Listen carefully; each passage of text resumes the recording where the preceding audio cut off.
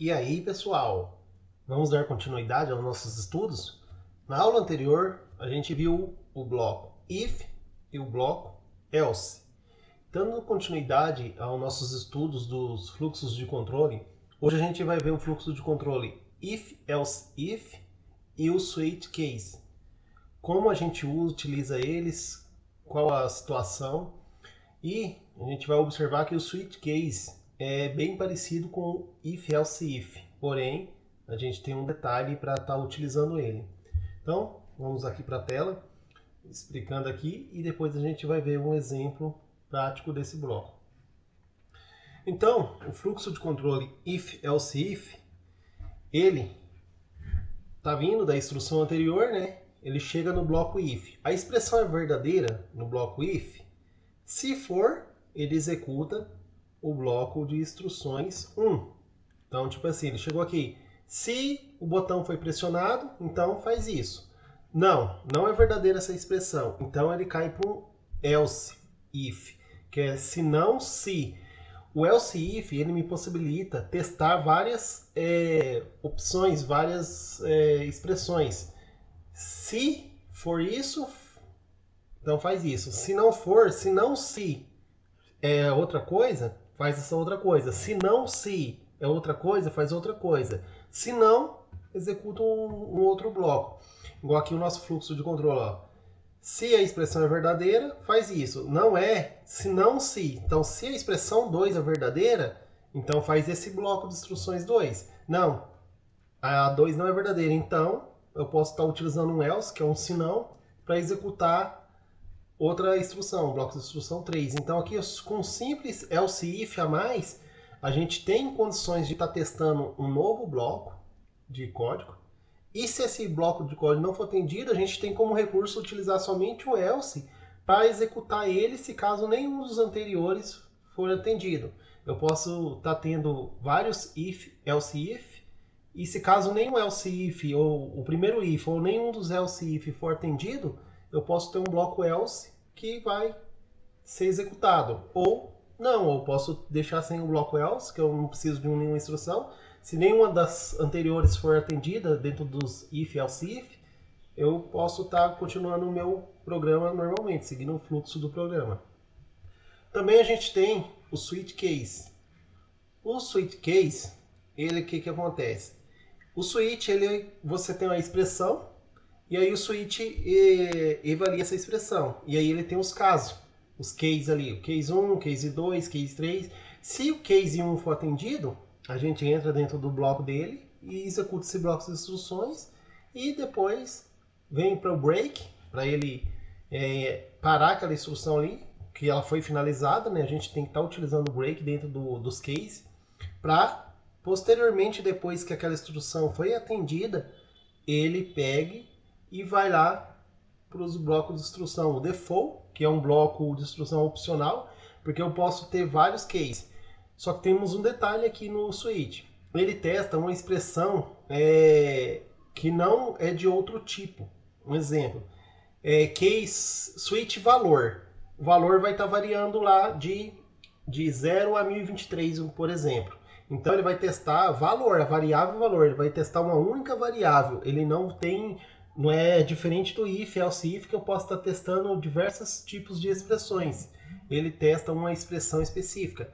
Se a variável valor for alterada, caso ela for para 50, faz isso. Caso ela for para 100, faz isso. Caso ela for para 150, faz o bloco 3. Se nenhum dos valores for atendido, tem como opção eu utilizar esse bloco default para executar o que está dentro dele. Se eu omitir esse bloco, simplesmente ele vai ignorar ali os cases dentro do switch daquela variável. A gente vai entender melhor aqui, vendo na simulação aqui. Então vamos partir aqui para a simulação. Aqui no caso, a simulação aqui do if, else, if. Nesse caso aqui, eu tenho 3 botões e os 3 estão sendo testados. O que acontece dentro do software. Quando eu entrar no void loop, os 3 estão inicializados como entrada, né? Entrada digital, com resistor de pull-up ativo, né? O nível lógico presente na porta aqui está sendo um nível lógico alto. E temos o pino 13 como uma saída. que eu faço aqui no loop? Eu verifico se o o estado da porta 2 foi pressionado com o botão que está na porta 2, no caso esse aqui. Ó. Se ele foi pressionado, o que eu vou fazer? Eu vou acender o LED lá no porta 13. Aí então eu faço a nova avaliação. O que quer dizer isso? Se o botão 2 não foi pressionado, mas o botão 3 foi pressionado, então eu faço a mesma coisa, acendo o LED na porta 13. Aí não foi atendido aqui, se o botão 4 foi pressionado, acendo lá também. Se nenhum dos três foi pressionado, então eu deixo o meu LED desligado. Então, partindo aqui para a simulação, ó, a gente vai ver como é que funciona o if else. Então, por exemplo, eu vou testar aqui, o botão 3, ele foi pressionado, então ele entrou dentro da condição lá e acendeu o LED. Por quê? Ele entrou dentro dessa condição aqui, ó, que é o botão, na verdade, o botão 4. Esse aqui, ó. Então, entrou dentro da condição do botão 4, que no caso é esse aqui, e ele acendeu o LED. Não, foi o primeiro que foi pressionado. Também acendeu o LED. Aqui ele está apagando quando eu solto, por quê? Porque eu tenho um else. O que o else faz? Ele verifica todas as expressões aqui, se a primeira expressão foi verdadeira, ou a segunda, ou a terceira. Se nenhuma das três foi verdadeira, ele pega e cai fora aqui e executa o que está dentro do bloco do else, que é o de manter desligado o LED, que é o que está acontecendo. Então essa aqui, ó, é a expressão if, else, if. Então também a gente vai estar vendo aqui o switch case.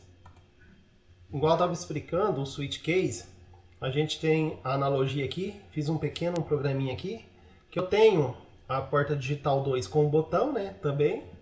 E o que vai acontecer? Toda vez que eu pressionar esse botão, eu vou incrementar uma variável chamada valor. Essa variável valor, ela está aqui dentro do loop. Dentro do loop eu estou verificando se o botão foi pressionado, eu pego o valor e acrescento de 10 em 10. Aqui é um delay de anti-bounce do botão, porque se eu não tiver um delay ali no código, ali isso aqui não é uma boa prática estar utilizando delay, mas isso é assunto futuro. Isso aqui é só para mim não pressionar o botão e ele incrementar várias vezes o valor, sabe? Tem um atraso ali. Então aqui, ó, o que eu estou imprimindo? Eu fico imprimindo na serial o valor do botão e com o switch, que nem eu falei lá, ó, eu faço um switch em valor. O que ele vai fazer? Ele vai ficar verificando o valor. Caso o valor for 30, caso o valor for 30, eu vou acender o LED com a porta PWM. Essa porta PWM, ela vai mandar um nível de tensão entre 0 e 5 volts ali, né? Um PWM modulado. O PWM é de 5 volts, só que ele vai ser modulado de acordo com o valor. Então, se o valor for 30, ele vai mandar um PWM em 60. 120, se caso for 60, caso for 90, 180, se for 120 vai acender no brilho máximo. PWM aqui é um byte, né? O valor de 1 byte. E está aceso no valor máximo for 120. E se nenhuma dessas condições for atendida, por exemplo, eu estou no valor 40, não é nenhum valor desses aqui, eu uso o bloco default para deixar desligado o 0 de PWM. Vamos ver aqui na simulação, ó. Eu estou iniciando a simulação, o que está acontecendo? Está 0, o meu valor está 0, então eu não tenho nenhum case que atende a condição de 0. Então eu vou incrementar. Agora meu valor está 10, meu valor está 20, 30. Opa, chegou no valor 30, o que aconteceu?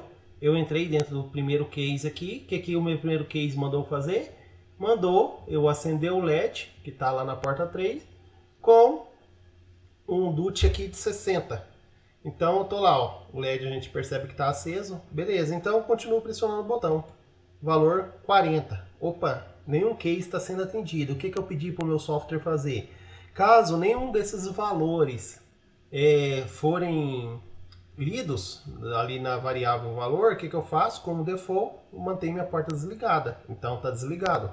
Então, continuando incrementando, ó, 50, 60. Opa, atendeu aqui. Caí no case aqui do valor 60. Ó. Case o valor 60, minha porta 120. Continuo.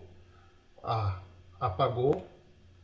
Agora aqui eu vou cair no case do 90, acendeu novamente mais forte. Vou cair lá no case do 120. Olha lá, acendeu mais forte um pouco.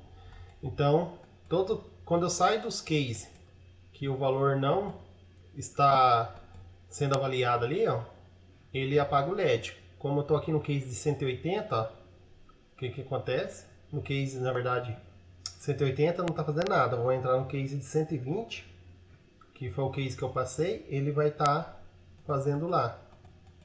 Então é isso que acontece com as variáveis. Ó, não está acontecendo nada. Por quê? Porque eu estou só incrementando e eu não tenho mais casos que vai ser atendido.